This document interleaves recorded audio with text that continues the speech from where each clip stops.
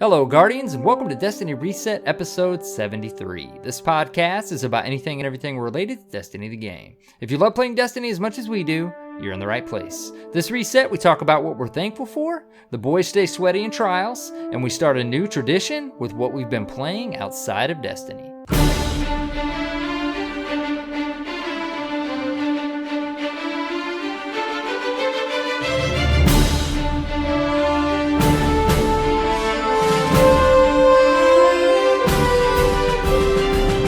Hello, Guardians, and welcome. It's Arrow Knight. Oh, and Cyborg. Hey, dude, you're a little delayed there. Still. Yeah, I still am in a turkey coma. This week we have our great friend with us. Manny. How you doing, man? What's up, guys? How's it going? It's good, dude. It's nice to finally have you back on the show. It's been a little bit. Yeah, it's been a little while. It's been a crazy life, but here I am. We shouldn't make the listeners wait that long to hear that lovely voice. That's right. People say that I have a nice voice, but I can't hear it. I'm like, it's just a normal voice. I don't hear anything soothing. So, in America this week, we're just recovering from Thanksgiving, American Thanksgiving. And so you have to work with us for a little slow this episode. Because I'm nice and relaxed and just still in vacation mode. Beat down from a turkey tornado, right? Yes. It allows us to be thankful for a lot of things, also eat and take naps. So that's it. That's what life's about. Yes. Well, let's start the show if you guys are ready. Let's do it. All right. If I have your permission. It's time for my geography lesson of the week. This is the part of the show where you can write in and tell us who you are, where you're from, what's so special about that place, and what your favorite class in Destiny is. And this week we've got a great email from Double Under, and he hails from Charlotte, North Carolina. He writes, "Let me tell you a little bit about Charlotte, North Carolina.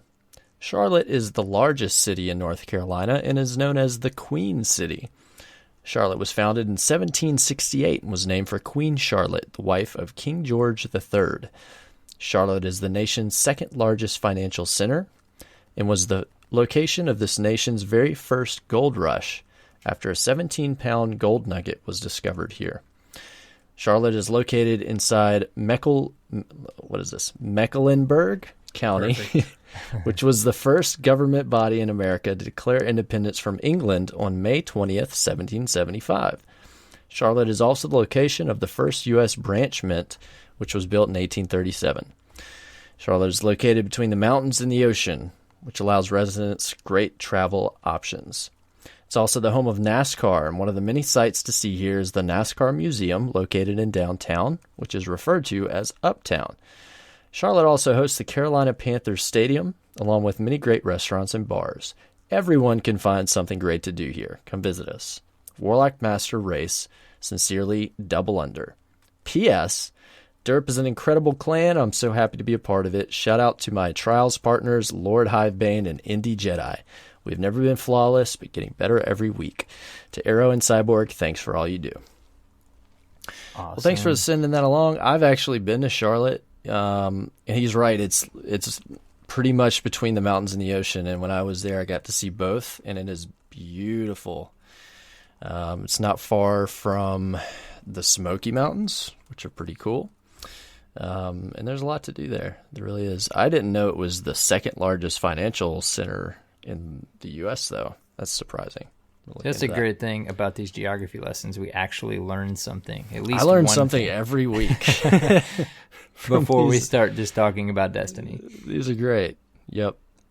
Got to keep things educational, guys. Anything else going on this week we should announce? Yes, it seems like it's a long ways away, guys, but it's closer than you think. Guardian Con 2017 tickets went on sale this last week, right? Just this Friday. Did they actually sell out? I saw the tweet where they sold.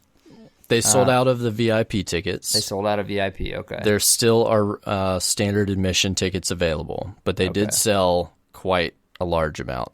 Yeah, so it was tickets. something like they sold something equivalent to the amount they sold last year. in the first day or something, I think so. Something of that nature. It's probably a little wrong, but anyways, with Guardian Con comes talk of the Derp House, the Derp Fam House that many of the Derp Fam members will stay in together. So our friend and family member Hidden, however you want to say it. Have we ever actually got clarification from him? It's hidden. It's technically it's hidden. Hidden. Yeah. Okay. It's He wants us to say hidden as an error in his Twitter. He wants us to say hidden. Okay. All right. Because I still say hidden every now and then. Anyways, he's organizing the Derp House get together for Guardian Con. So Yes, the Derp House is a large rented home where multiple people can stay, if you're not familiar with what they did last year. So if you would like to stay with the Derp Fam, please contact Hidden, and he will be getting a head count so that at the beginning of the year he can secure a location and hopefully have a nice place where people can get together, and the stay will be a little cheaper than a hotel, and it'll be a cool thing. So, and it'll be fun. It'll be a good time. He's HIDDNEN everywhere, I believe. Discord, Twitter, and he streams quite a bit. So if you have any questions or anything, just hit him up. Man, I can't believe we're already having a plan for this shindig. I feel like I just got back. And according to Twitter, Guardian Con still has plenty of tickets to sell. So you can just go to guardiancon.co. Yep. And it's 2 days this year, so pick up 1 day pass, 2 day pass. Like Cyborg said, VIP, I believe, is gone, but it's very cool. Me and you are going. Yes, tickets are purchased. We have purchased our tickets. We are planning to be there. We might have some surprises in store. Yes. We'll tell you more when it's time. All right. So, guys, what are you thankful for this reset? Switching up the question. Manny, you got to go, man. You're the guest. Guest first. Yes. Well, I am thankful for raids and trials, because that's what I did this week. Nice. A little raiding. Tell us about that. Not too much raiding. I think Andy, his son, is off of school. He's a young man, right? Like, man, I don't know how old he is. He's really small, right? So him and his friend, they're off. Very broad. Yes, he could be 2. He could be 14. somewhere in there. But they're off. So we try to help them through the raid on hard mode. So we had some success, some failures. It was all right. It was a good time. It's always fun to kind of get in there and play around. And And my dear friends, Duke and Archimedes, we, the three of us went into trials. We only played 2 cards on Asylum. And it was fun. It was a lot of fun. And it was also a lot of lag. And I'm not going to say who, but there was a little salt going on. A little salt. I mean, enough to brine Asylum a turkey, can if you do know that. what I mean. Yeah. I mean, I think if any activity I can be understanding about Salt, it's trials, because it's highly competitive, and also with lag in that type of environment, it can be very frustrating. So I went in there with Clever Dragon in Matador, and guess what? Everybody else did too. And same on the PS4 side, man. That same thing we saw. Yeah, it was pretty nuts, the amount of shotgunning going on in there. But it was fun. I had some good moments. Just cleaning up 3 guys with my hands and my shotgun. It's really exciting when that happens. But also a lot of getting somebody in the face with 2 pulses. With the Clever Dragon that has high caliber rounds and still getting sniped in the face is just hard to deal with. So it was fun. It was a good time. Yeah, Pulse is everywhere, man. Who was it? Hidden tweeted at us earlier, and he was tweeting something from Guardian.gg, and they said No Land Beyond was the third most used primary this weekend. Mm-hmm. Yeah, I saw that in there. I think that's about... Who's influencing that? Everybody. Man, Bones Bones, which I haven't even mentioned it, but him and I are kind of, I guess, unofficially. You're working on a thing. Yeah, we're working on a little. Their editor over at Crucible Radio is taking some clips from us for a little NLB dualtage, cotage, whatever you want to call it. But ever since it's just kind of taken off the last month or so, and it's even more so everywhere. So now I'm like, man, everybody's picking it up. Man, like I was really pumped at first because I really thought you were a special unicorn. Huh? I want everybody to try it because you really do. You are surprised at how fun it is, but now it's everywhere. And then I saw that, and I'm like, no. Queensbreaker is apparently being revived again too. Yep. Due to some talk from some other folks in the community. Yep, I saw that this weekend as well. Yep, for sure. It's funny. It's I don't like to think that, you know, just a few community members can influence that, but I think that what does happen is it spreads betwixt friends and things very quickly. You know, you get like a few people that are like, oh, let me try that out, and then they talk about it, and then you have like that one good game if it works out, and then you're just sold. You sell yourself instantly. Right. Plus, everybody's kind of hitting that point of mixing it up a little bit because the content, you know, might be just slowly on the tail end of drying up a little bit. So it's like, let's mix it up a little bit. But for sure. I don't know. I think I said several times this weekend, Manny, that I didn't get out. Well, that it felt like I didn't use my primary very much on a game or two of Asylum. That map, I always remember you're not going to on that map very much. I always remember you like that map, right, for Trials? Oh, that's one of my top favorites, if not my favorite. I've learned to like it a little bit more. I've started to play it a little differently. I guess maybe a little less predicting, and I've been trying to flank a lot more on it, and we had some pretty successful cards this weekend. But that map, it's so, and you're right, it is a map where, you know, you're not going to use your primary a ton, at least in the first 10 to 15 seconds, and that pretty much is all you need to decide who's going to win a round on that map. It's a matter of seconds, and you figure it out. Move pretty fast, unless somebody decides they're going to do like a pullback, or they're biding for time, or they want to slow things down. There is a few ways that you can do that on that map, but it's very uncommon. Most of the time it's push up into B, try to get an advantage. You know, one side is typically going to be there quicker depending on your spawn, and you know, who can use their grenades better, who can get a headshot popped off first, get a pick. It's very rinse and repeat. You know. Our strategy was basically the first round or two to do what you said. We decided we're going to rush, take over that huge center room as fast as we can, throw every single grenade we possibly can, and try to win the first round, and then go from there. Yeah. And then see what happens. And if that doesn't work, then we'll move down to the bottom. Duke and I were shotgunning Titans. So both of us would go up into the center room, and Archimedes would take his sniper and snipe from the outside.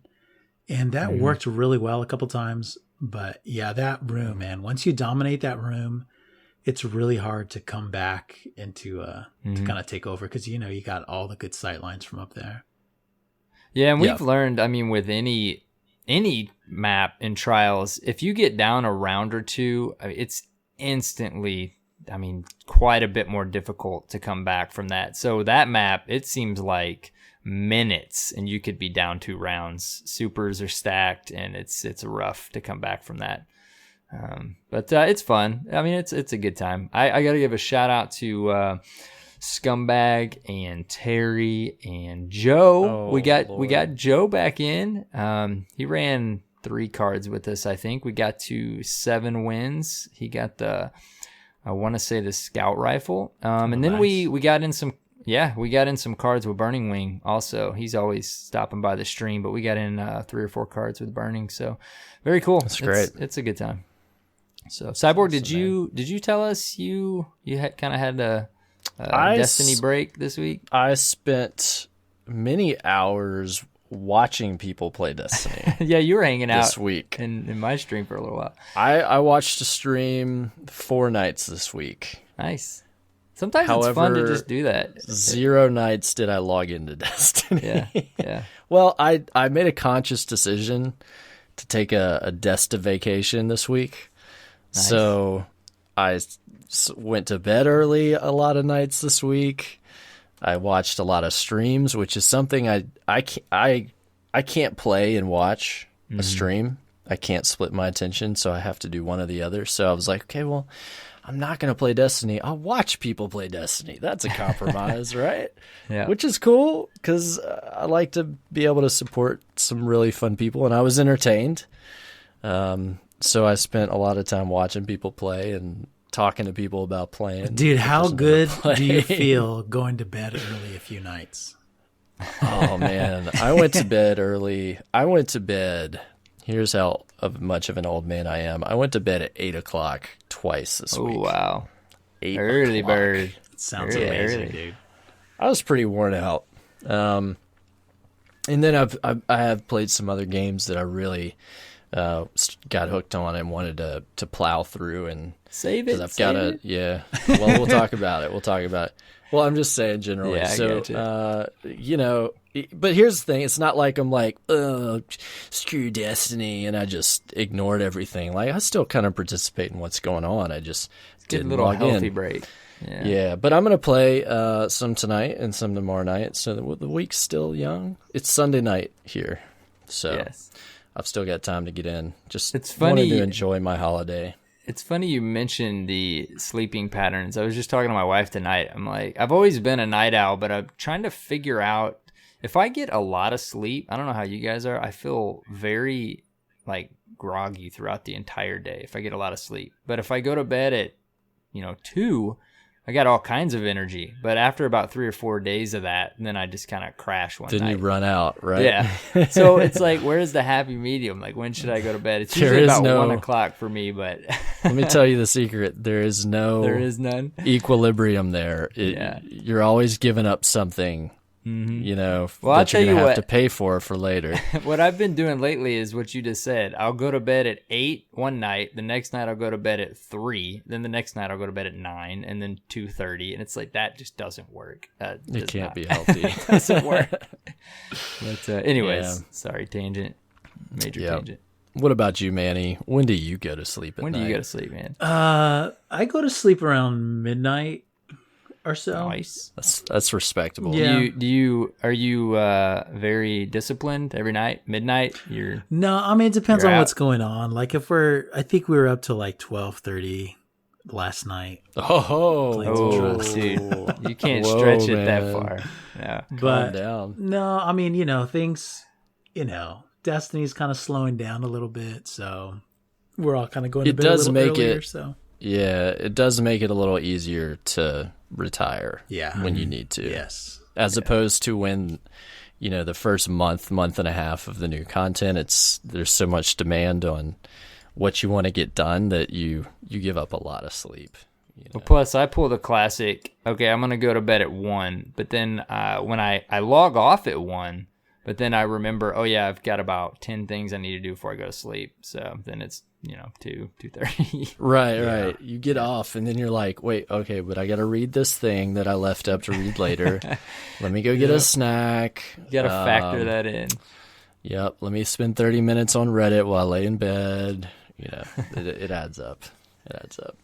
I did take Maddie Misfit's advice and run a couple games of Mayhem Clash to try to finish leveling my Stormcaller. I need to do that. Yes. How did that go? How did that? Well, I didn't actually. I say a couple games. Now that I think about it, I think I ran one game just to see how far the nodes moved. But I did notice some movement, so I think I am going to try to grind a little bit of Mayhem before reset to try to finish off my Stormcaller. That was my plan is tonight, tomorrow to jump on both Xbox and PS4 and just run Mayhem for like 3 or 4 hours.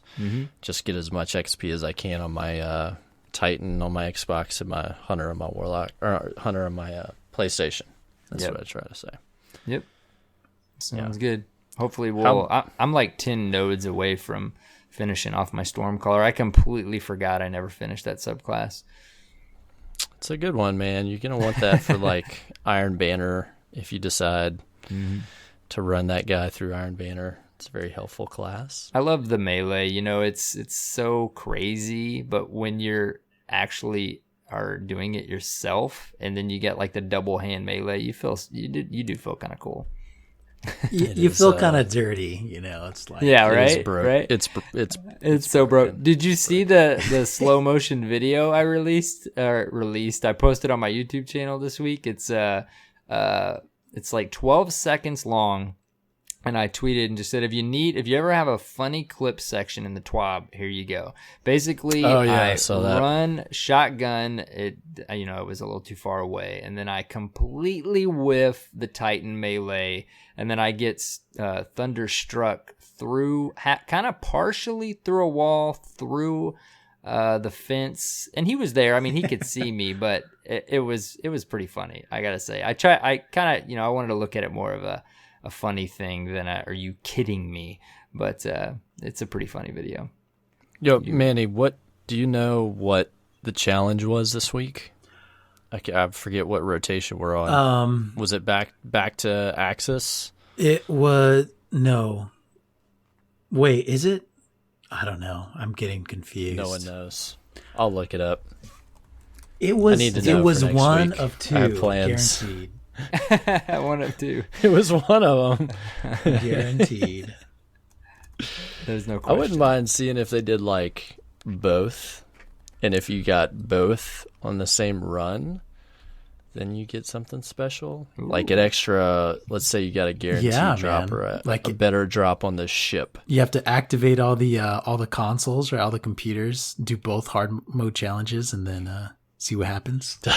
You have to do the entire raid, just every secret, every section, and then you get a Suros pulse rifle, a blue one. Nice. And then you cry. You get a blue Engram.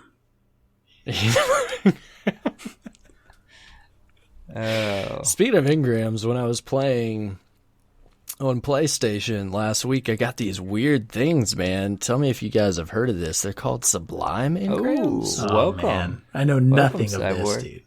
You probably never heard of that, but I decoded it, and I got this armor that I've never seen. It's like I got some kind of exclusive content just for me. Lupi, welcome. Somebody asked me yesterday.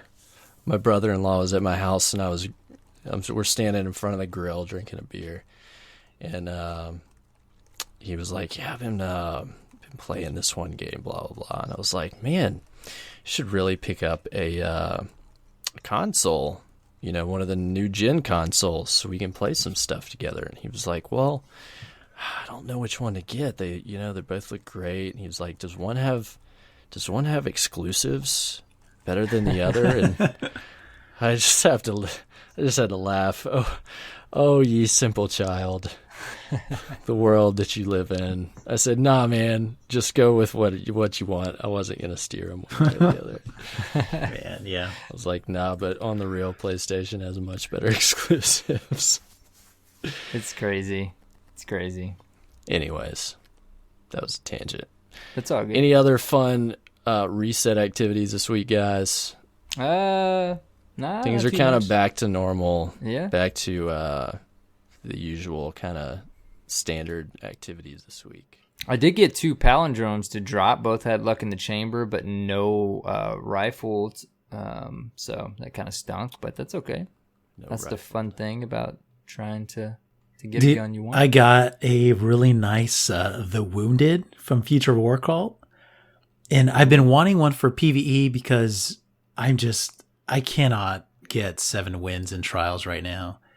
I've been wanting the Trials Scout Rifle because it has explosive rounds. Mm-hmm. But the Wounded, it's the same type of gun. I got it with explosive rounds, small bore, and Firefly. So that sounds dope. I was pretty happy. I've been using all my heavy ammo synth and modes of light, trying to get Future War Cult to give me some weapons, and I finally got this scout. I've been wanting this for a while, so Pretty happy. Cool. It's total PvE weapon. I haven't taken it into the to the raid yet, but I think I will. Nice, man. Nice. Somebody put up a great tip in the Reddit reset thread, and they said if you're working on that Thorn bounty, take the old Dark Drinker into Mayhem. Oh yeah, I actually haven't even started that quest line yet. I did finally get it a couple weeks ago. This is a strategy. I'm gonna put on that. I'm gonna put on that artifact that lets me deflect stuff. Oh yeah. Because you're gonna have so many supers coming at you. Mm-hmm. Yeah, that could be fun. All right, I have a fun plan. Dude, I love Dark Drinker. I just ground that out like a month and a half ago or something. Man, I forgot how painful it is to get a sword, an exotic sword for the first time. It's a lot of work. I still have a quest open for Raise Lighter on my Xbox that I have not completed because of the planetary materials that you have to get. Yeah. Mm-hmm. I waited forever to get my Raise Lighter, but Soliton flares? Recent. Yeah, it's recent enough that I got mine that I'm pretty much don't think I'm going to go get any of the other swords. Yeah, I have the other two. I grinded those out a while back, but I just wouldn't do that. But man, I forgot to bring this up, but I played with my Dark Drinker as my heavy a couple weeks ago for like a week straight in the Crucible. It has got to be the most satisfying way to kill somebody in this game. Is just to walk up and slash them to death because they don't understand what's happening. I have a clip, and I pulled heavy on Asylum. This was one of the weeks where it was still the Inferno trials or whatever during Festival of the Lost.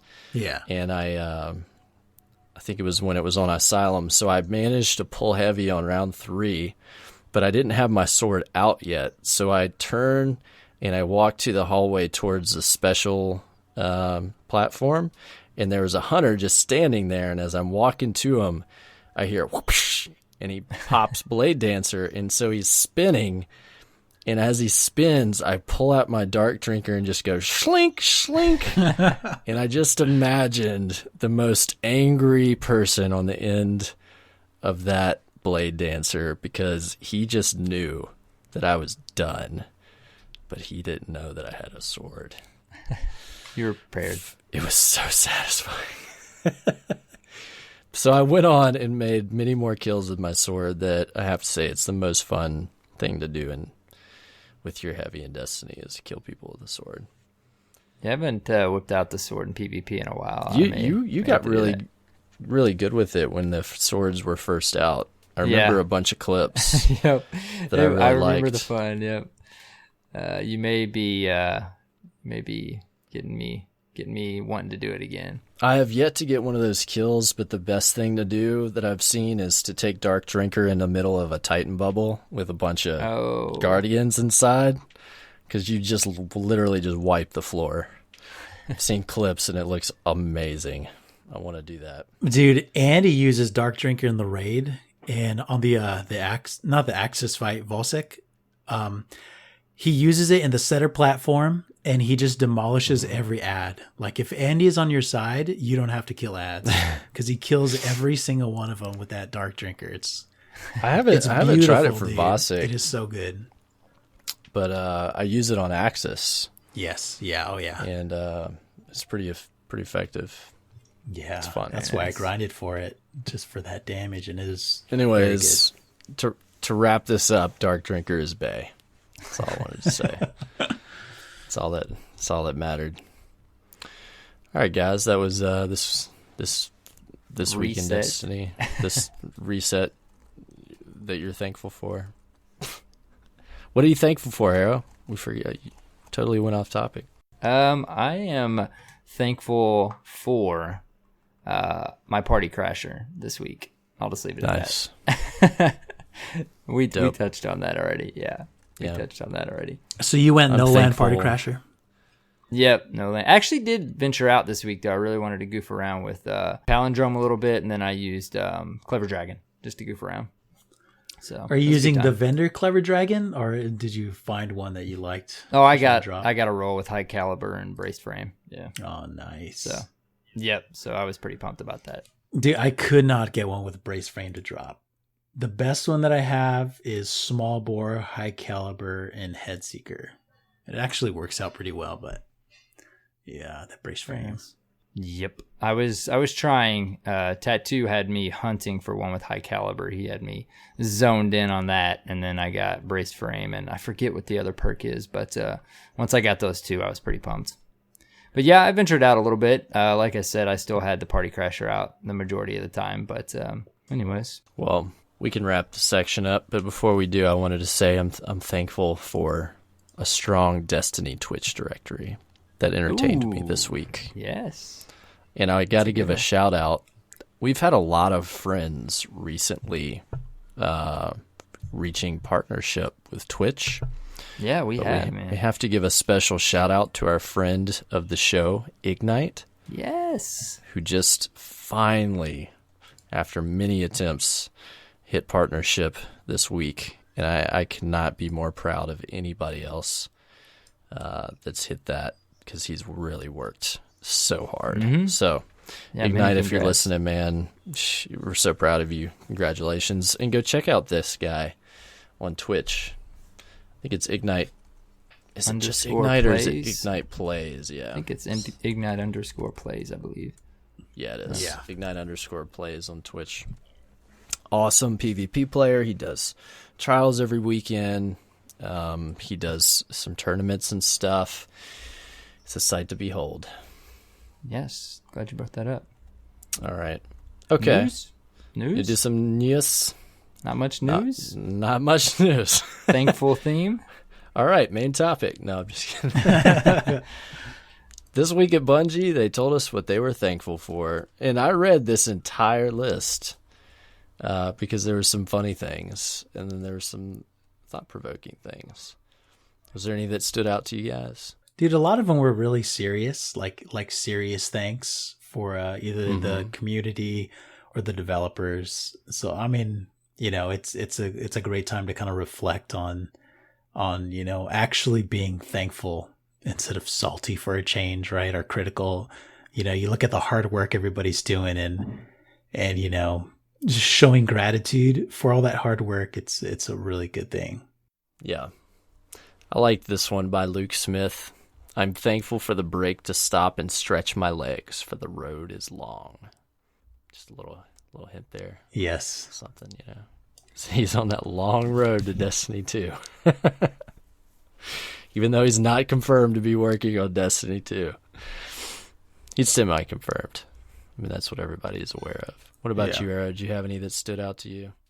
You know, I read several of them, but I mean, I honestly tweeted out to Deej two things. One, that it was an awesome TWAB because it was really cool, just kind of like you guys were saying, just to see all that instead of talking about the game like we usually do. And then also the last sentence, the very last sentence in the TWAB, which Manny kind of brought me back down a little bit before we started the show and hit record, because I didn't catch on to the little play on words. He might have been messing with SRL, but you know, the cadence of new content in Destiny is about to speed up again. We hope you can keep up. You know, you're instantly like, yes, so much content. And then Manny hops on Skype and he's like, dude, they were probably just talking about SRL. Yeah. Well, I'm just kidding. You know, you could read it that way. You could also look at it and say, well, maybe there's more layers to it. Right. You know, maybe that's at face value. He can say, yeah, well, you know, I'm talking about SRL. Come on, guys. But not necessarily. Right. Not necessarily. And Manny really didn't sound like just this guy that was like, dude, like, what are you talking about? There's nothing coming out. It's just SRL. It wasn't anything like that, Manny. I know. Sorry, I made you sound like you you were like, well, I've seen several people comment and speculate that if we're on track for Destiny 2 in fall of next year, that they felt for whatever reason that PSX was an appropriate time to announce that. Right. I'm not so sure about that. Mm-hmm. I think that would be a little early, even based on their timelines for when things get ready and get out the door. I mean, that's pretty soon to confirm. Right. However, I would be blown away if that was true. Mm-hmm. I mean, they're going all the way to California to talk about SRL. Yeah. Well, they did that last year, didn't they? Yeah, but they also had other things to talk about, didn't they? I don't think they did. Or did they not? I think it was just SRL, if I remember right. I saw somebody tweet out too, and I mean, it had to have been this event, but just SRL said, was like a big thing though, because it was brand new. Yeah, I don't know. Yeah. It just said though that Destiny Rise of Iron will be there, you know. So it's like, I don't know. Who knows what we're gonna get? All right. Well, I'm not gonna get my hopes up, but at the very least, we can expect to see SRL revealed, right? Mm-hmm. And that's this coming week. Yes. What are the exact dates of PSX? I think it's the 3rd and 4th. I could be wrong, but that's sticking in my mind for some reason. Let me look it up. I'll look it up. Overall, that was pretty much the news. Not a whole lot else going on this week. I mean, it was a holiday. A lot of people weren't at work for 2 or 3 days of the week.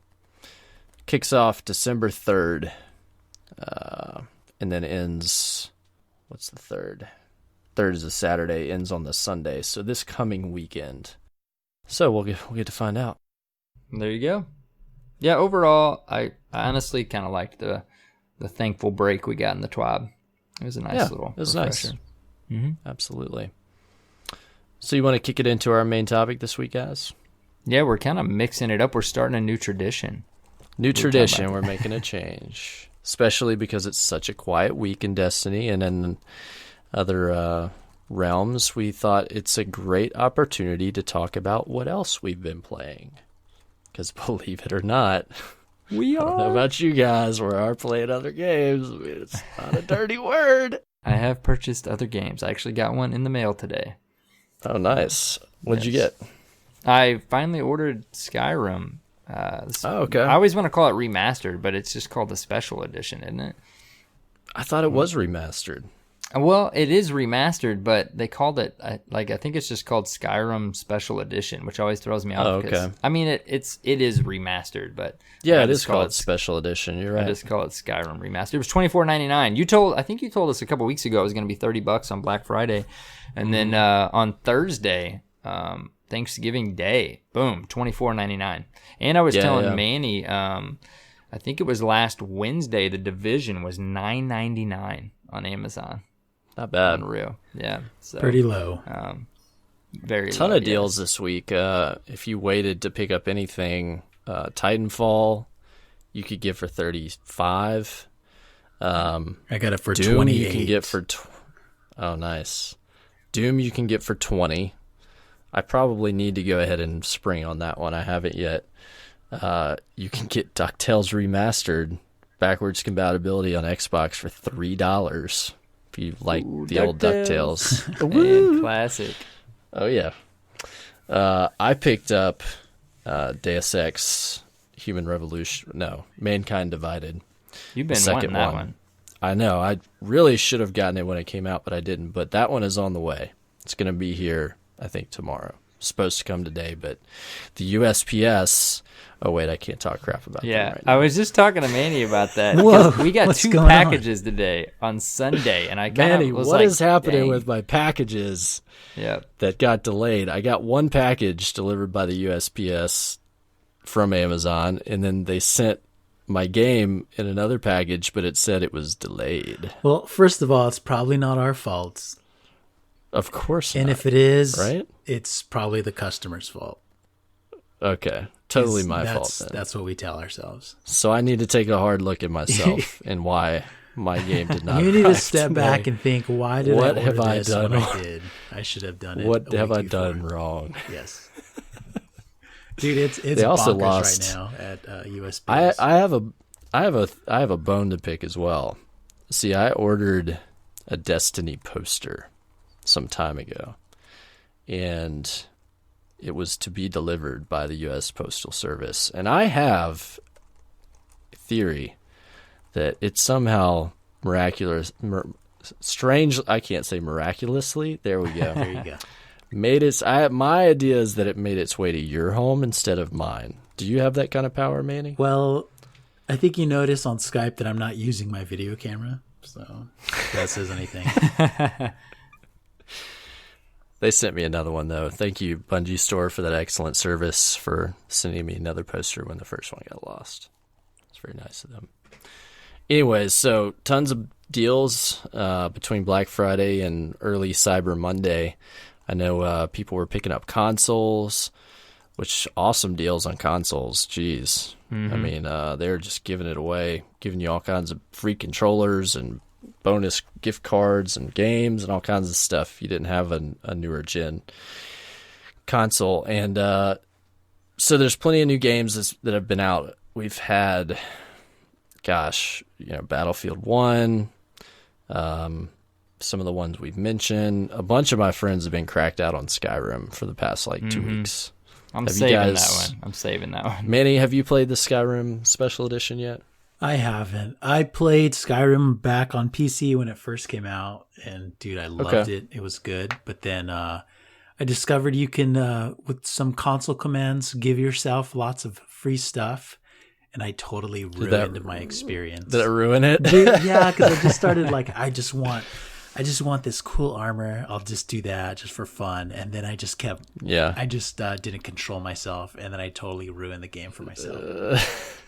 So, it just never ended. No, I couldn't stop, and then nothing could kill me, and then I just thought, well, shoot, I just ruined this game. Well, this is dumb. It's done, so I uninstalled it. Yeah. See, I never. I have this problem with these types of games. I had the same problem with Fallout 4, and it was the same thing with Skyrim. Is I want to play all the different things, side missions, and just every quest, everything. So I'll kind of hold off on the main quests because I'm like, well, I want to make sure I do this, and that, and then I'll do a mission, then I'll go run off for 17 hours in a different direction. I'll come back and do a mission. I still have never completed the full story campaign of Skyrim. Pretty close. I know where I'm at in it, and I'm probably two quests away. Same thing with Fallout 4, but they're just sitting there, never finished. I still feel like 200 hours later, I got a lot out of the game. Yeah. See, I'm the exact same way. Finish it. I'm the same way. Yeah, and then what I'll do is then I'll take a break from it, and when I come back to it finally, I want to start over because I don't really remember fully what's going on. You don't remember where anything is that you're supposed to be doing. Mm-hmm.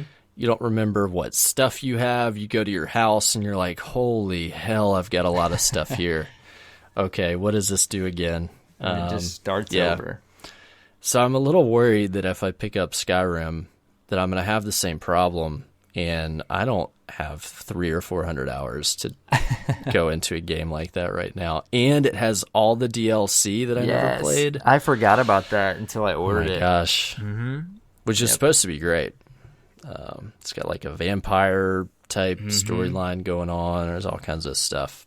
You can make your house. Pretty cool. Dude, I looked at my shelf last week, and we were talking about backlog at some point, maybe on last episode. I have Witcher, Far Cry, Tomb Raider, Fallout 4 I never beat. So I finally decided last week, I'm like, okay, I'm going to stack all my single-player games, and let's get started. And, there's not a ton of time, so it's basically going to take the place of when I would play Destiny, more than likely. Yep. So Tomb Raider was the first on the list. So I've been playing Tomb Raider this last week. And finally, and this is Rise of the Tomb Raider.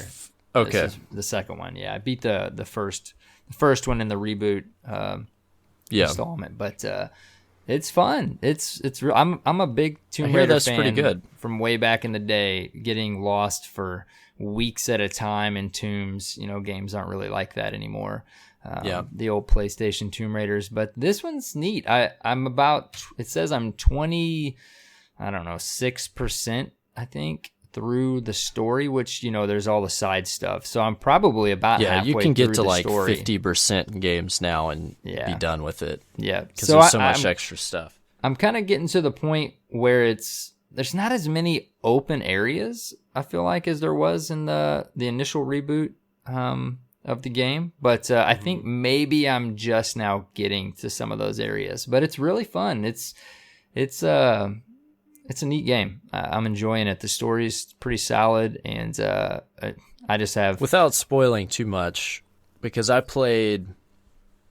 partially through the first of the reboot series, because I got it digitally or something. May even gotten it for free, I don't remember. But what is going on in the second one that you're playing? Like, is she actually crawling some tombs this time around? Well, it's kind of the same thing. You have access to tombs as you get to different areas, and you actually it'll tell you like, hey, there's a tomb close, find it. And I will say they said they were going to do this because everybody wanted harder tombs. They are more difficult to figure out. There definitely is a little bit more. There's usually like one or two puzzles going on once you get in them, but they're definitely more difficult than the first installment. But it's nothing like back in the day when you'd spend weeks lost in a tomb. Those were the days. You'd really get stuck. Yeah, for a while. But it's still fun. I mean, you got to do this thing, that thing, this thing, and then I got it. And it's that feeling. Yeah. It's like, oh, sweet. I didn't have to look it up. But it's like right now there's a tomb that I can't get in because I don't have the right ability yet. So, I'll get that later on, and then I can go back and explore the area. But it's cool. There's a very specific storyline that you pick up on right at the beginning, and you kind of know. This is always the classic conversation. I was going to say it's got a very Uncharted 2 little theme going on, like the story in Uncharted 2 specifically, if I remember right.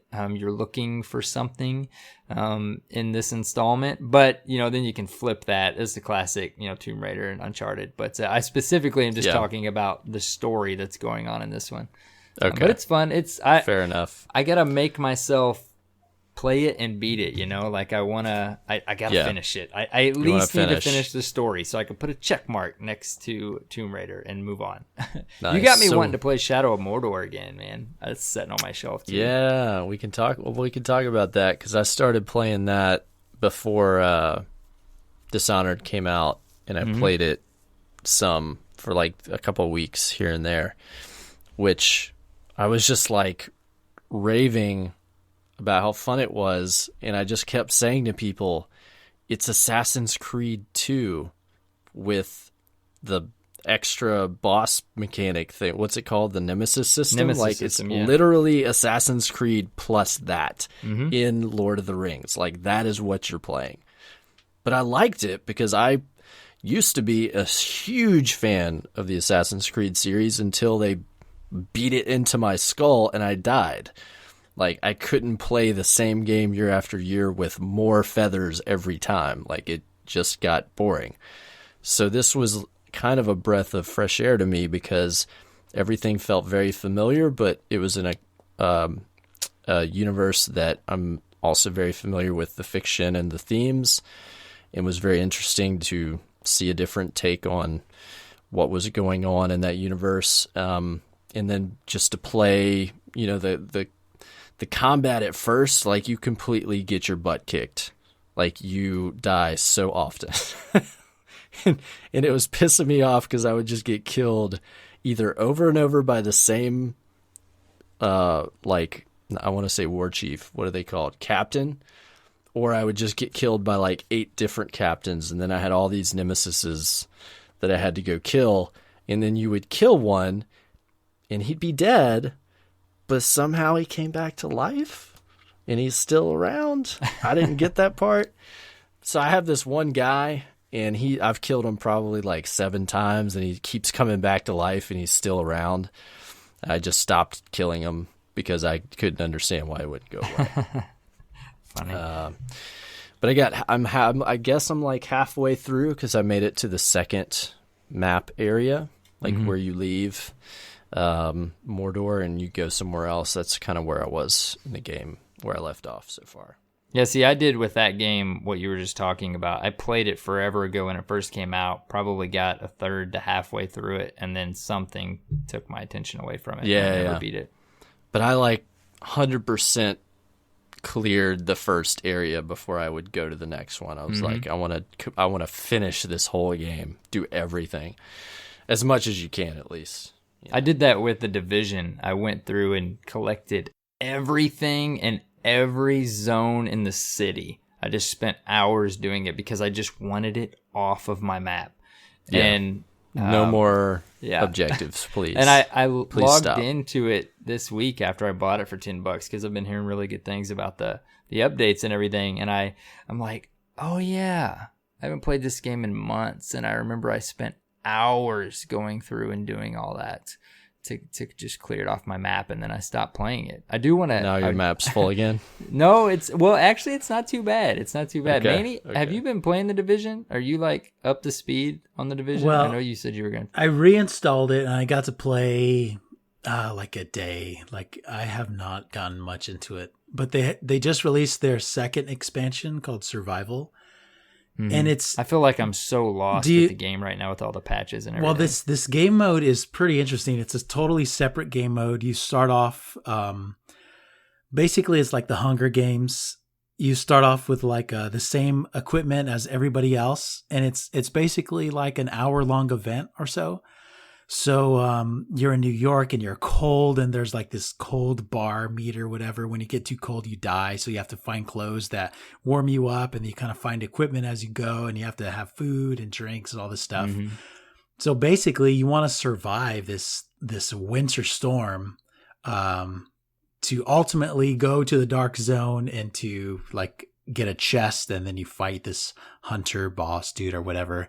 But you can do it either through PvE or PvP. And if it's PvP, then basically the other players you see, it's like an instance. And I think there's like a cap of like, I want to say like 24 players at once, something like that. And you basically can kill anyone to eliminate them from that particular game. So you have this whole survival mode. I haven't had a chance to play Survivor yet, but I've heard that it's a lot of fun. But I'm also heard that it's the only thing worth going back to The Division for.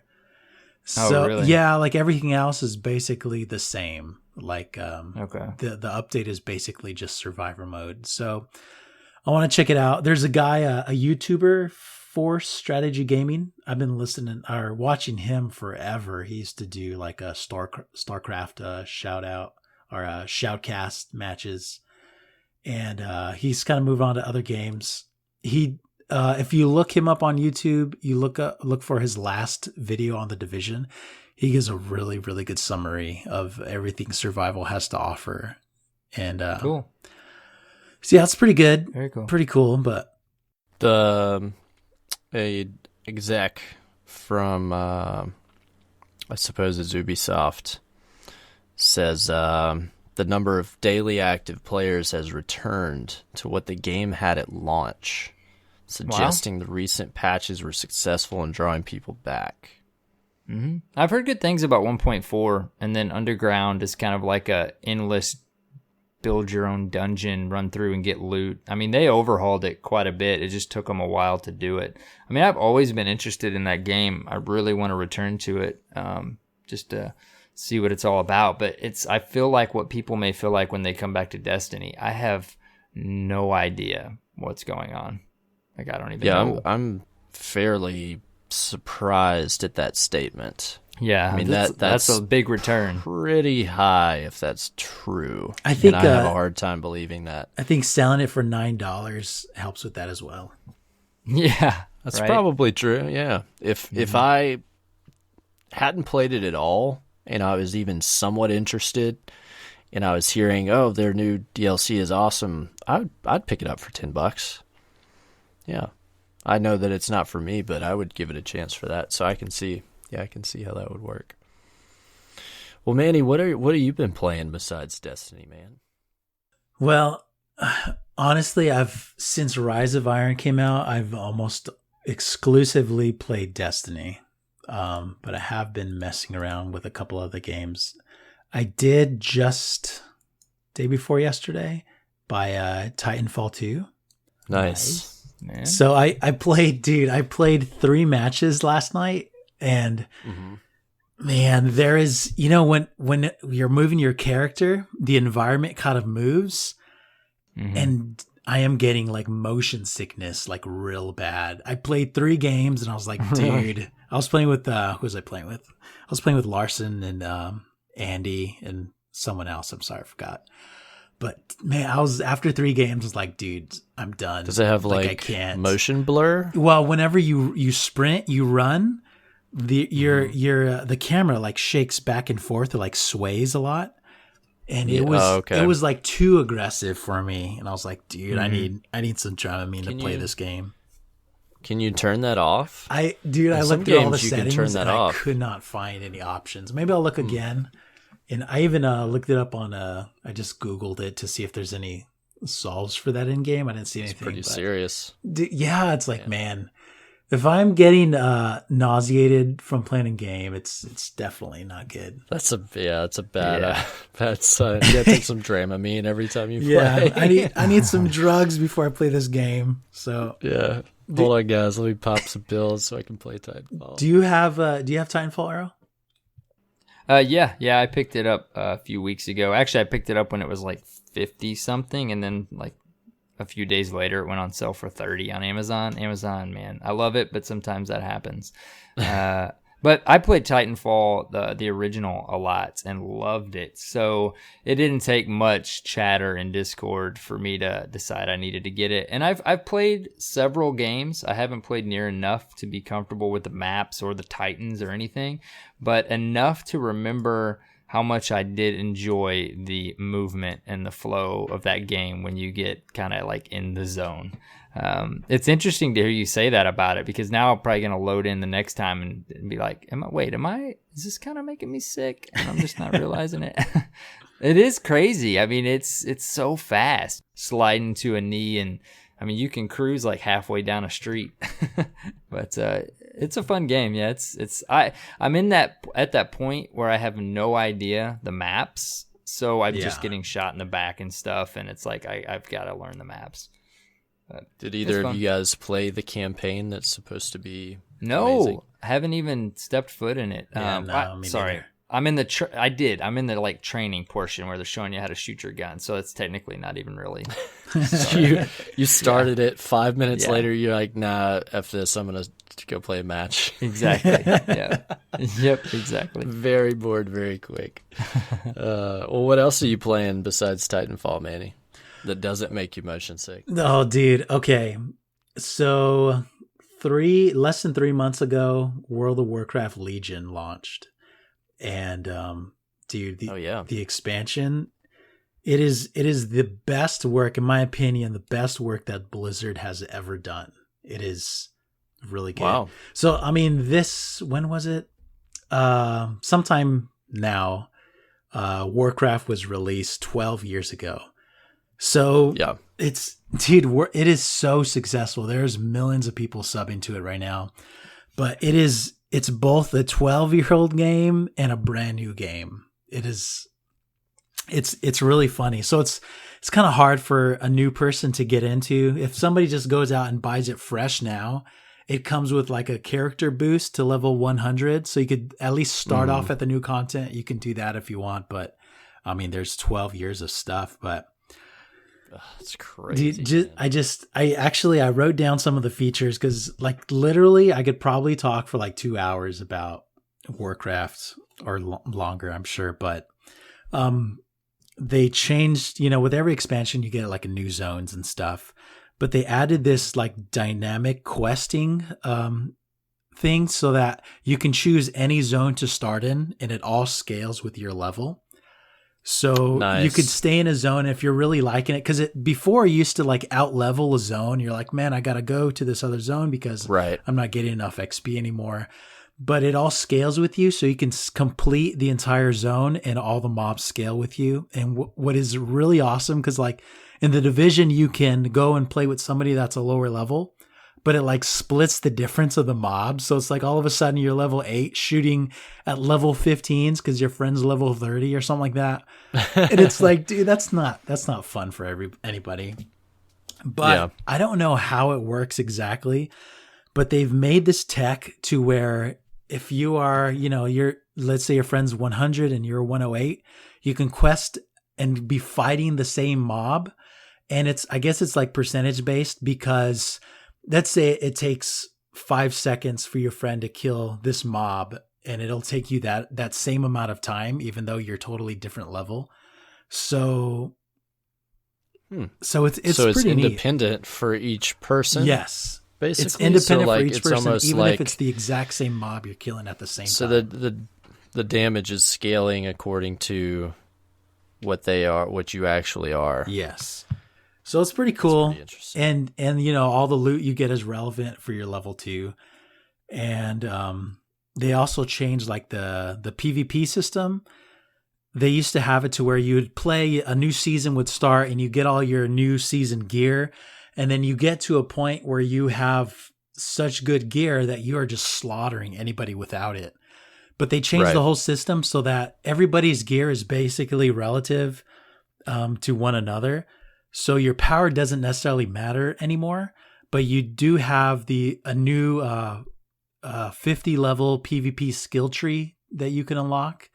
So as you're playing, you unlock specific skills for your class that are PvP only, and they have like a prestige system. So after you unlock all 50, you could prestige and get like rewards and stuff. And so it's like they're trying these new approaches for like everything across the board. And as far as I'm concerned, they've like hit like major success for everything. And like, that's awesome. It just blows me away that you're sitting here talking about a 12-year-old game and they're still trying new things and pushing the envelope as far as what they can do with that same game and that same player base. Yeah. And you are still interested, Yeah, they have more people working on development for World of Warcraft than they ever have. And it like shows. And it's funny because for years they would always say we're going to push out a next expansion faster, but they could never hit that mark. So you'd end up with these long dry periods.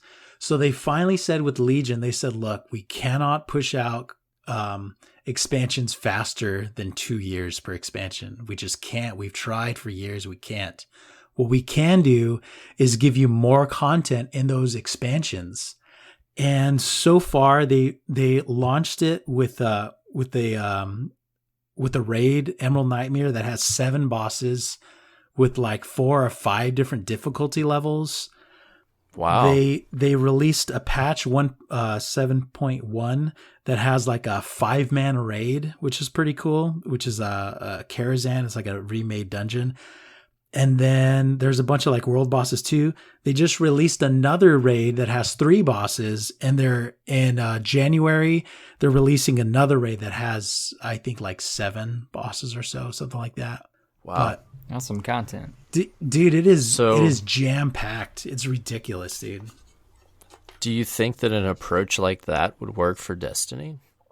Oh my goodness, dude. If Destiny was able to release content like quickly, it would definitely help people to stay engaged. Because they've shown that they really have a hard time putting out content with the speed and efficiency that they hoped for initially. Yeah. I mean, going back and listening to their stories of what happened with House of Wolves and Dark Below. I mean, they literally pushed Dark Below out in 5 weeks. Yeah. House of Wolves took them months. And those we considered small expansions and were very unpolished. And then it took them... They worked on The Taken King for a year, literally a year, to get that out the door, which we're all, I think, they should be proud of. And I think that considering that time frame, like they did a great job in that amount of time, but they've just shown like that they have a hard time pushing out content. You know, if they wanted to do it every 3 months, I mean, it's probably nigh on impossible with how they were doing things. Yeah. But what if we had, you know, yearly or even every 2 years, just a game drop, and it's just so chock full of stuff, you know, kind of how you're mentioning that, you know, maybe you could even just play it for a year and not get bored. Could that work? I think it would almost have to be yearly, right? Bungie's biggest hurdle is the fact that they're on console only.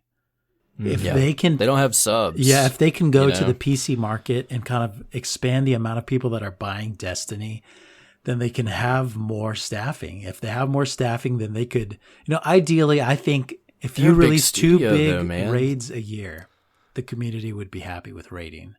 But one raid that has 2 actual bosses is not a lot.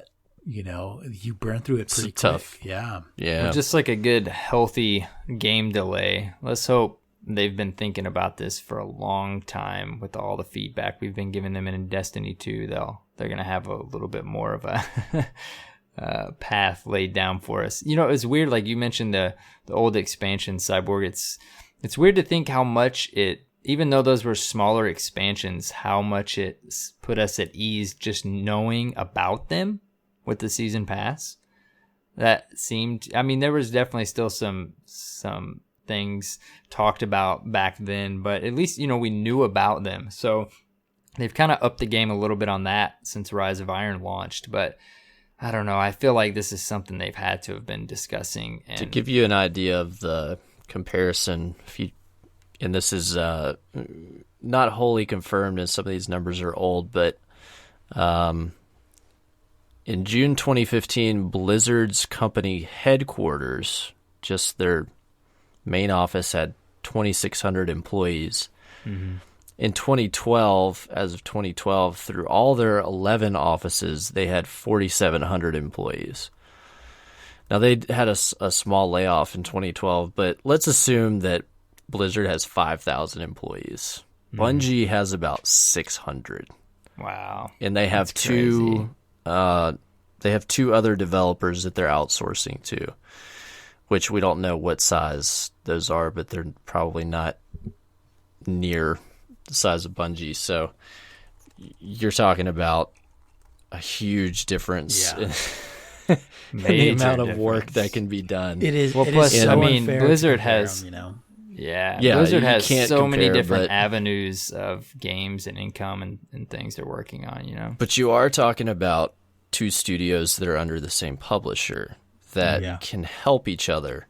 And Activision has said some things that definitely leads me to believe that they are, and I do know that they've had people from Blizzard come to Bungie, and from what I've picked up and read, to talk with them and help them, forge a vision for how Destiny was going to be.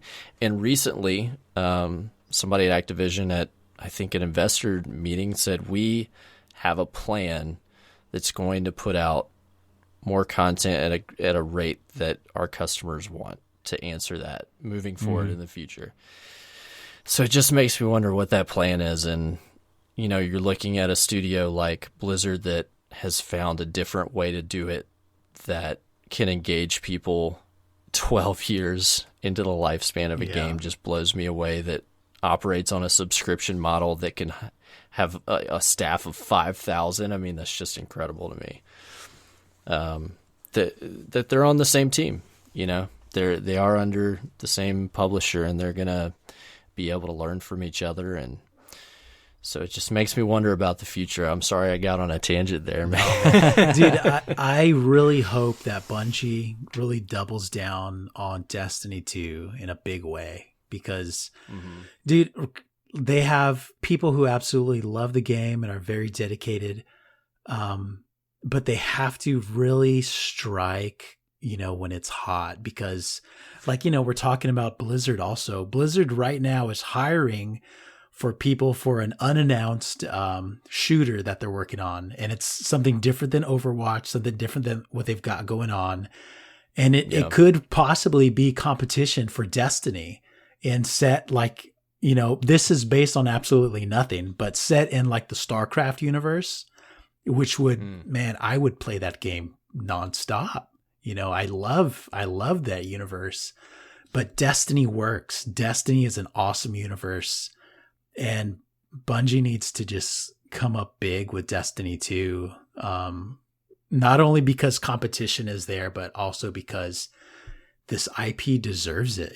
This IP deserves, a massive, expansive universe, that we can just live in, for a few hours a week. Well, there's just a lot to consider when they talk about moving to PC, when they talk about making the game more RPG-like. It just makes me think more and more about World of Warcraft and what they may be able to learn through their partners and through Activision that, I look at it in a positive way. Like we could be getting some really strong changes that will make the game just more engaging over the long term. And I don't know. So a lot to think about there. Anyways, is there anything else about Warcraft Legion that you love that you want to tell us about as you've been playing it? Dude, there's just too much to talk about. We can just go on for a while. I know. There's nice. Dude, I could make a big list, but yeah. We could go on and on. I have to mention that I did pick up Gears 4 playing multiplayer. I always have man. Have to pick up Gears games. Did it scratch that itch? Yes, Gears is. I can't make it a whole podcast. Gears is like SOCOM. I have to purchase Gears. Like Gears is just one of those games. I have to have it. So multiplayer is right there like it's always been. It's great. It's satisfying to use that Nasher and just watch meat chunks of locusts like fly in every direction. But I haven't visceral. I haven't stepped in the campaign. I've heard good things, but I decided to mention that. Cyborg, I know you mentioned a couple, but did you tell us everything you're playing? Oh, well, the main thing I've been playing for the past week or so is Dishonored 2. Okay. Yeah. So did either of you guys play the original Dishonored that came out a few years ago? No. What about you, Manny? No, okay. I didn't. So it's, from the outside looking in, I could give you some really detailed review of what I think about the differences between the two, but I'll hold back on that one. So what Bethesda did with Dishonored was really a fun new take on, I guess, on the stealth action type genre that it hit a sweet spot for me. And the second one, they really decided to build on the fiction that they built in the first game and the DLCs that followed. So it feels a little bit less, what's the word I'm looking for? In the first one, you're basically this assassin, Corvo.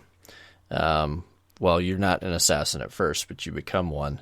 And you gain these powers, and you're trying to kind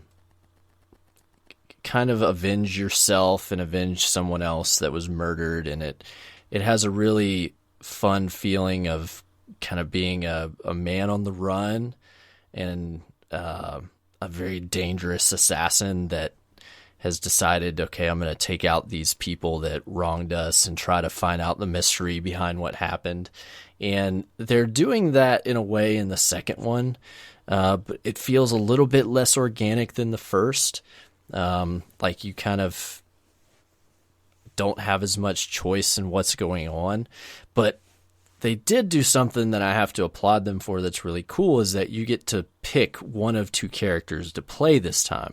So you either get to return and play as Corvo again, and he has a certain set of powers, and I haven't played that character yet, so he could have some new ones, or you could play as his daughter that's grown up from the first game and get a completely new set of powers, some of which there's a couple that are the same, that are like basic fundamental parts of the game, and play as like a completely different player. So I decided to play as Emily, just to see like what the new gameplay was like. And I thought that was cool from the perspective that I realized playing through the game, like the entire game has different dialogue. I don't know if the story is a whole lot different, but they had to put a lot of resources in all of the recorded dialogue that has to be different. People speak to you a lot and you speak to people, and there's a lot of cutscenes and there's a lot of stuff that I realized, like, when I got about 75% of the way through the game, I was like, holy crap, like, everything is contextual. So they had to write this game twice, record all the audio twice, like, adjust for 2 different power sets to make sure that the game doesn't break. And to make sure that you can do everything in the game with 2 different power sets. Like, there had to be so much that went into making this game. I've been really impressed. But I haven't finished it yet. I'm on like the very last mission. And it's been really fun. I play through games like this very slowly, because in this game, you're trying to find certain stuff that unlocks things to make you more powerful. So you find these things called runes and bone charms that give you like different passive or active abilities that aren't fundamental. And then you try to find money, which, like, you'll break into safes and you'll sneak into people's houses and rob them and do all kinds of stuff like that. So that when you go to a new zone, you get to go to the black market and you might get to buy upgrades for your weapons or re-up your ammo and stuff like that. So I spend like hours and hours exploring every nook and cranny of every level to try to find everything, every blueprint, every 1 cent. So it takes me forever, but it's fun because they plant a lot of, and you'll see this in other games that Bethesda makes, but they plant a lot of side stories, which I find are really fun. Just little bits of lore and a conversation between 2 guards. It's kind of funny and stuff like that. So I really like the level of detail that they build into the games. The environments are beautiful. The art direction is really nice, but there's one level, and I'm not going to spoil it in case you guys ever go play it. There's one level in particular where they introduce a completely game-changing mechanic, and I've never seen something like this in a game that blew me away, and I was like, holy crap, I wish that I could do this through the whole game or through like the rest of the game. Like, they give it to you in one level, and it has to do with time travel, and wow. It sounds cool. They did a good job. What happens, without spoiling what's happening in the story, is you go into this certain area and you can't use any of your powers, but you get given the gift of time travel to travel between 2 different timelines while you're in this area.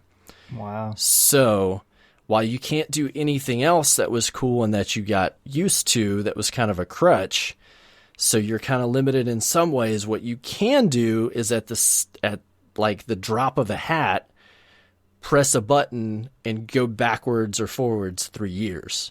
So you can, while at the same time, and this is very technologically impressive, you hold the device in front of you and it fans out and it gives you a lens into what's happening in either the past or the future.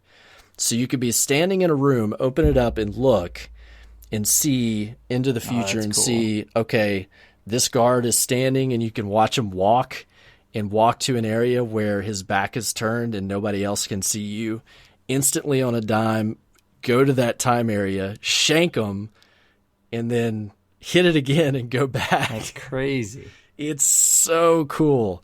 It was a ton of fun to play, and they really, like, that knocked it out of the park for the whole game for me, and I was disappointed I couldn't do it anymore after that, because I just couldn't believe, like, I don't know how they, what the engine was capable of or anything, but you're basically, like, existing within 2 like temporal scripted areas that, like, I don't know how to describe it in technical terms in the game, but they have 2 different versions of this level running at once, and you can do something in the past, like break something and then switch back to the future and it will have changed the level.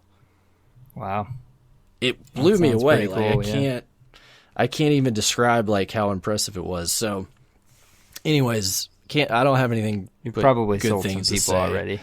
Yeah, go play the game. It's a ton of fun. It's really there's different ways to play it. You can play it like non-lethal, you can play it stealthy, you can play it as action where you just go and fight everybody and shoot them, and you can play however you want, and you'll get different endings based on if you go in and just shank everybody and kill everybody, the ending at the end will be somewhat negative.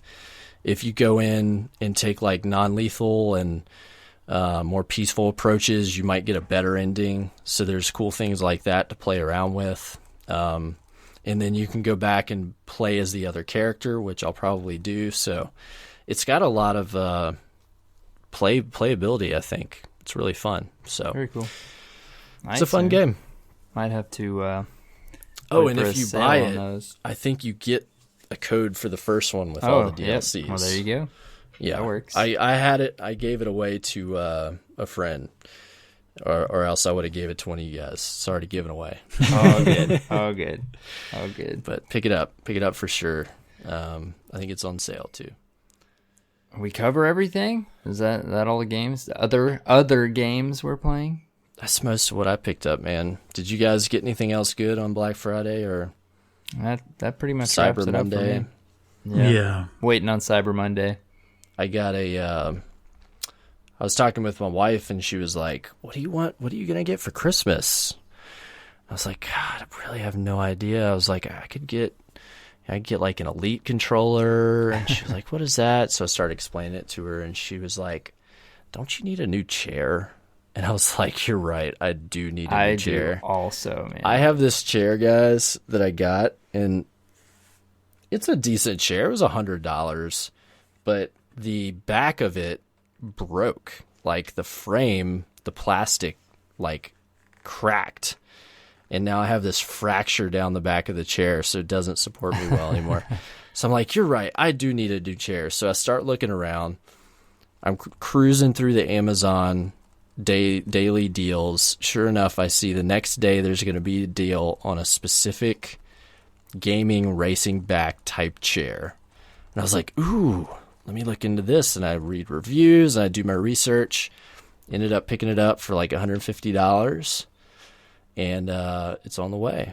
So nice. Very I'll cool. have a little review on a new too. chair. Yeah, it was like a $200 chair. So I got $50 off, and it's kind of in the style of those DX Racer chairs, you know, but just a different brand, and supposedly has great back support, which I need.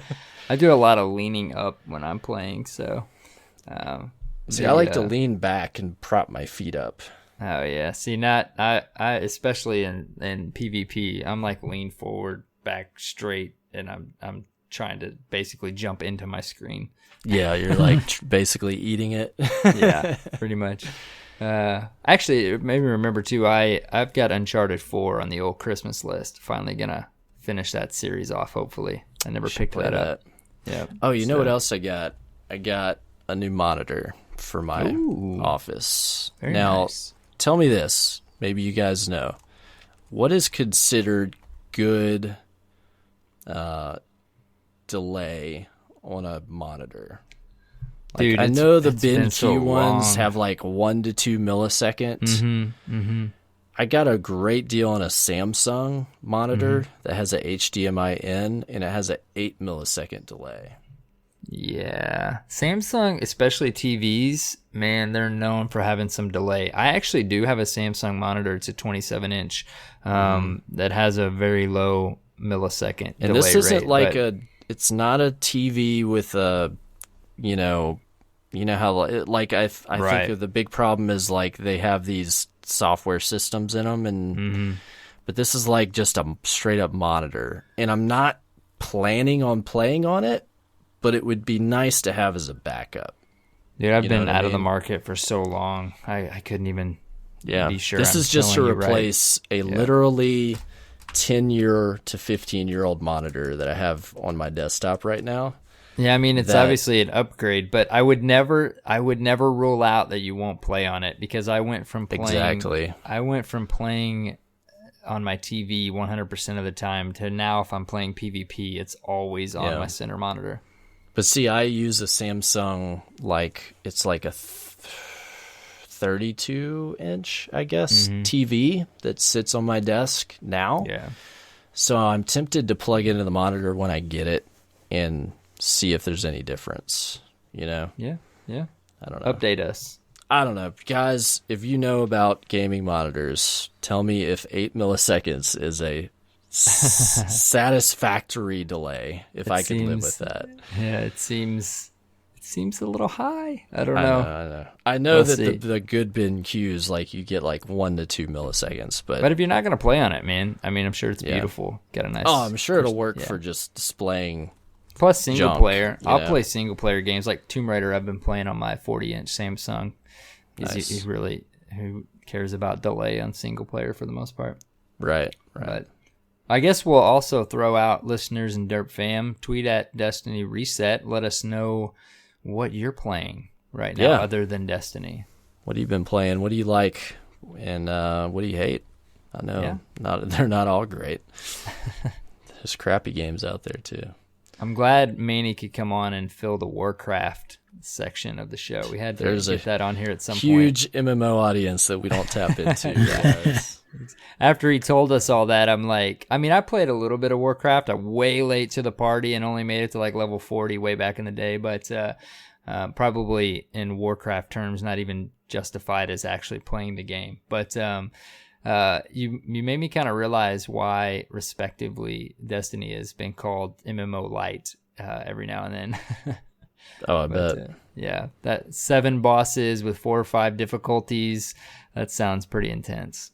Oh yeah, that sounds awesome. Yeah, it's pretty sweet. I just compare that to what we have, and I'm like, oh, dude, that would be amazing if we had that in Destiny. Dude, there's a lot that Bungie could borrow from. Like they have Warcraft also has a thing called Mythic Dungeons, and they kind of took that from Diablo. It's like Mythic Keystones. With Diablo, you have these keystones, and it gives you higher and higher difficulty dungeons and rifts to go through. With progressive, man. But they've actually adopted that and put it into Warcraft. So they have these Mythic plus Keystone dungeons, where it has higher and higher difficulty, and the mobs have higher there's different modifiers to make them the tank can't hold aggro, or the whole group takes damage every 3 seconds no matter what, and it's all this crazy stuff, but it gives you rewards at scale. So I think Bungie can bring in something like that to make the strikes progressively more difficult. Right. But in order for that to work, Destiny needs to have a higher ceiling for items. Progression. Yes. Because if you get to max light level within the first couple weeks of an expansion and there's nowhere to go from there, it's just stuff like that's just not going to work. It's not going to be fun. Why do a strike that's 5 times harder if you get an exotic that you already have, the same light level of, so I think they really need to expand. There's nothing to grind for besides cosmetic or desirability. Yeah. I think if they rework roll. their loot system and kind of make it to where it has a much higher ceiling, and then make activities that, can reward those things, then I think that'll add a lot of longevity for sure. Yeah, see, I think that's kind of what Underground taps into in the Division. And then, yes, dude, the rifts in Diablo 3. I think if we don't ever get a full-blown wave-based mode, that's exactly the other way they need to go with some PvE content. You're spot on. Gamers, we always love just let us grind. Come on, we want to do it. Give us endless dungeons with loot. I remember... Diablo does it, and in Borderlands, when you'd kill a boss, there's just loot everywhere. But it's just the way they built Destiny right now. It doesn't work that way. You're looking for one specific thing usually. Right. So, anyways, well, it's fun to talk about. Good times. Yeah, and we'll do it again next Thanksgiving when there's the huge fall release. God knows there will be 20 other games that are out next fall that we'll want to play. Mm-hmm. Yeah. And, yeah, so that was fun. So let us know what you've been playing besides Destiny. I mean, there is a life outside Destiny, believe it or not. Believe it or not.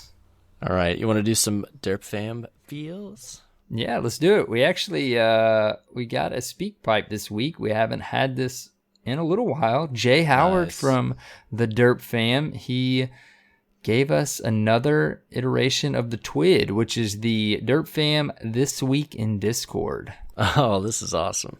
Everything that has happened this past week, and it's a lot. Well, let's take a listen. Hey guys, Jay Howard 414 here, and here was your week in Discord. On Monday, there was original Nintendo talk. No one ever gets strike keys. Veggie Puns started up, Panda Talk, and Turkey Talk started up. Where's the Lighthouse anyway? Scumbag Brian offers $5,000. Trials carries. Noble Arrow Knight always comes to the rescue. TV shows were talked about, and there was cornbread everywhere. On Tuesday, I'm not even going to ask what affection erections are, but there was actual Destiny talk. What would you bring to Destiny 2? Jay Howard has Christmas issues. Spicer thinks I'm a girl. Doge Talk began. 414 Zoo opened. Real fake deer were shot. Australian creatures are too OP. On Wednesday, Work and Coffee Talk. Division came back. Red balls or void balls. Panda questions started up, and there was game deals. On Thursday, Thanksgiving, Camp Pikemare offered parenting tips. There were dog gamers. Thanksgiving wishes to all the Derp fam. Black Friday game deals. Black Friday mic deals. Do you like white meat or dark meat? Tofurkey soda is a thing, and the Master Cup class returned. On Friday, everyone needs coffee. There were food comas, more gaming deals, more streaming recommendations. GuardianCon tickets went on sale. GuardianCon tickets sold out. Swipe keyboards, weather updates, Derp fam drink show and tell, and Black Friday purchases. On Saturday, Ugg boots, Starbucks, North Face jackets, yoga pants means no twerking. Hawaiians live in Canada. Gavel Ratchet is on PlayStation. There are too many cons. Autocorrect never works. My profile bubble is ever changing. It's hard to say paddle adding. And if you read Apple and Davis's Twitch, magical things happen. That was your week in Discord. Hope everyone had a great holiday. All right, Jay Howard, thank you for that. It's unbelievable what happens in a week and even a day in the Derp Fam Discord. General chats. It's really kind of crazy. I logged in, jumped in one day, and it was just panda pictures everywhere. I was trying to catch up to that. I missed that one. Anyways, if you guys are looking for a good time, join the Derp Fam Discord. General chat specifically, we have other channels where if you want to LFG or something, but general chat gets kind of crazy. No doubt. Good times. All right. Well, if you wanna send in something for the Derp Fam Feels, you can send in a SpeakPipe. It's speakpipe.com/Destiny Reset. You can send us an email to destinyresetpodcast@gmail.com, or you can tweet us. It's good for anything feeling-ish, any questions about the game, or shout-outs, question about your hosts that you want to just burning to know the answer, if we like waffles or pancakes or some kind of nonsense like that. Actually, he mentioned it in the TWID. It was a white or dark meat was the question this week. Dark meat, come on. White, man. Sorry. Here we go. You're so white. You're so white. Manny, settle this. White or dark meat? Yeah, I eat both. Oh, look, he can't settle it. We can never settle it. I have to eat both. I can't just eat one. That's true. It's not like I won't eat white meat. Especially when it comes to turkey. You know, you gotta have a little bit of white meat. But I'm just saying, dark meat for the win. It has more calories and fortified minerals and vitamins, guys. Come on. I'm talking about just healthier for you. Selling you on dark meat and Dishonored 2. It can only happen on the Destiny Reset podcast. Mm-hmm. All right, guys. Well, thanks for hanging out tonight. Yes, that was fun. Thank you. Manny, thanks for joining us. Yeah, man. Thanks for letting me hang out. Mm-hmm. Welcome anytime. All right. Well, where can people find you, Manny? Well, you can find me on the Xbox, aka Manny G is my gamer tag. Same on Twitter if you want to read my lame tweets. Your tweets are awesome. Where can people find you, Arrow Knight? You can find me on Twitter at The Arrow Knight, and YouTube and Twitch, it's Arrow Knight. What about you, dude? You can find me at Cyborg Sasquatch on Twitter and Twitch. And then finally, you can find us, all of us, at Destiny Reset on Twitter. and always at www.destinyresetpodcast.com, which is your source for all things Destiny Reset, including links to subscribe to us on your favorite podcast app of choice. You can see an embedded version of our YouTube version of this show if you're at work or at home and don't have your podcast device of choice with you. And then finally, if you want to join the Derp Fam, go onto the site, click the Bungie.net logo. It'll bring you right to our group where you'll find instructions on how to join, how to get into the Discord, and everything fun there. So go to our website. No iTunes reviews this week. Nope. You're going to have to call them out again, Cyborg? Nah, I did a good enough job a couple weeks ago. Yeah, you did. We got 2 within, I think, a day. So we'll lay off.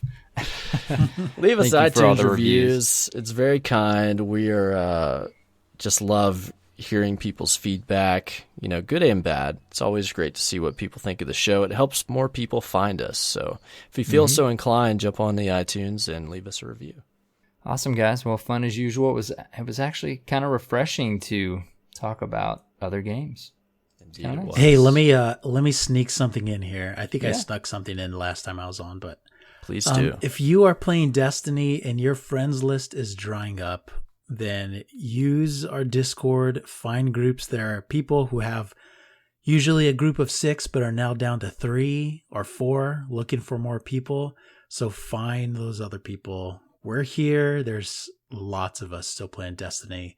Yes. So hit us up. Xbox, we have our Derp Fam Club on there as well. So post in the club and find groups that way as well. Yep. We got a community on PS4 also, and a lot of people post on the group page that Cyborg just told you about, the Bungie.net group page. You can post there. You'll probably see pretty quick someone link you the Discord that you can find in the forums that Cyborg talked about. Manny's right. We've got probably over 1,000 people in our Discord now. So if you jump into the Discord, you're very easily, we're pretty certain, very easily going to find some people to play Destiny with. Definitely do that. Well, great shout out, Manny. Yeah, we always want to encourage those who are looking to join the fam, or even just if you want people to play with, you don't have to join the fam. Just come play with us. We like that too. Yes. Yep. All right. All right, guys. Well, that's it. You guys have a good rest of the evening. I'm going to go drink some libations. How about you guys? I know Manny will. Sounds good. Until next week, have fun playing Destiny and take care, Guardians. How about another episode of Late Night with Manny G? Late Night with Manny G. Oh, yeah. That's all I got. First caller, we've got a caller in from Toledo, Ohio. Caller, you're on the air. How can I help you, caller? Oh, hi, Manny. First-time caller, long-time listener. I just want to know, are you married? Yes. Oh, this is terrible. Well, I just wanted to find out if you ever wanted to come by Toledo, and I'll be waiting for you. Not a chance, caller. All right, next caller. That was weird. Anyways, caller from Tallahassee, you're up. Tallahassee, are you there? This is a caller from Tallahassee. My name's Joe. Manny, let me ask you something. How's Warcraft been treating you, buddy? How's Warcraft been treating you? I'd put in about 22 hours a day into that game. Well, it's been treating me real good, caller. I don't really listen to the show, so you probably talked about it a lot this episode. Listen, man, this is an episode about love. Do you have any questions about your love life that you'd like Manny to I'm help sorry. you with? It's Late Night with Manny G. No, my love life's pretty good. I'm sorry. I don't really have any questions about my love life. Be honest with us. You can trust us, man. You're single, aren't you? I'm good. No, you got a broken heart. You got a broken heart. Stop. It's all right. Tell Mr. Please. Manny what's going on. Sometimes you just gotta let it out. Yeah. Thank you, guys. Thank you. Lonely in Tallahassee. Come in for a group hug, Tallahassee. Thank you guys so much. Have a good night.